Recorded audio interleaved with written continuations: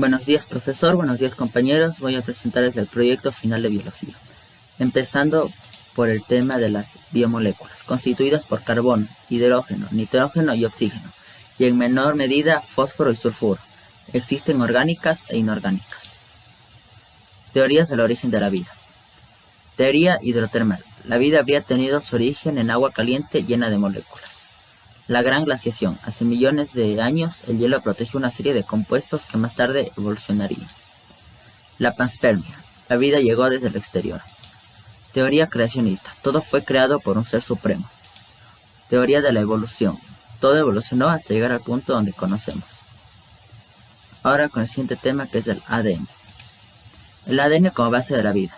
Se identificó por primera vez en la segunda mitad del siglo XIX. El ADN fue aislado por primera vez en 1869 por el biólogo suizo Johann Friedrich. El médico alemán Albert Kossel descubrió la existencia de hidratos de carbono y de unos compuestos o bases nitrogenadas, a las que llamó adenina, guanina, citosina y timina. Leyes de Mendel. Primera ley, principio de la uniformidad. Segunda ley, principio de la segregación. Y tercera ley, principio de la transmisión independiente. Control de la expresión genética. Es el proceso mediante del cual todos los organismos, tanto procariotas como eucariotas, transforman la información codificada por los ácidos nucleicos en las proteínas necesarias para su desarrollo, funcionamiento y reproducción con otros organismos. Remodelación de la cromatina. Se debe llegar a un estado donde el ADN esté expuesto y habilitado físicamente para su lectura y decodificación. Para este proceso es necesaria la distensión de los nucleosomas y que el ADN esté abierto. Ahora proseguimos con la mitosis. Fases del ciclo celular de la mitosis. Interfase. Consta de 3 fases, G1, S y G2. Profase. Los cromosomas se condensan, la membrana desaparece. Metafase. Los cromosomas se alinean en el centro de la célula. Anafase. Los cromosomas se separan y se mueven hacia los polos. Y telofase. La membrana se vuelve a formar y el citoplasma se divide. A continuación podemos ver una imagen acerca del ciclo celular de la mitosis. La meiosis.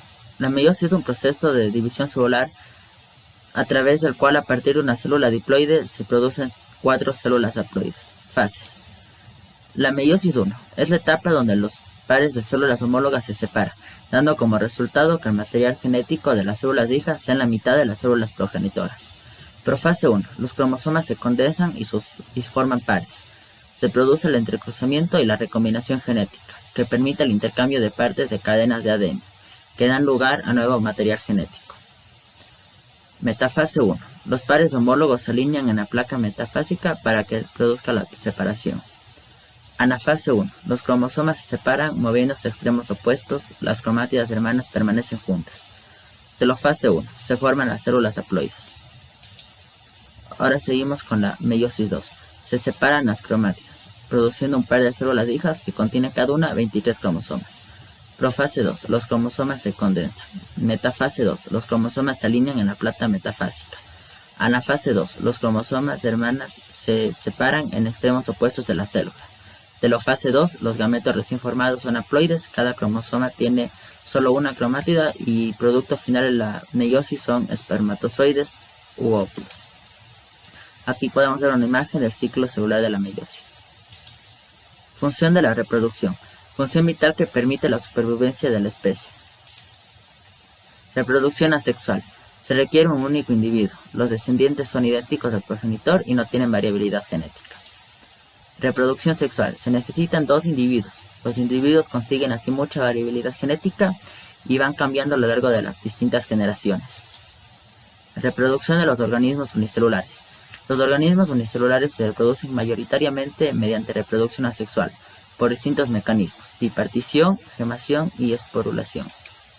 Gracias y espero que los temas hayan sido de su interés.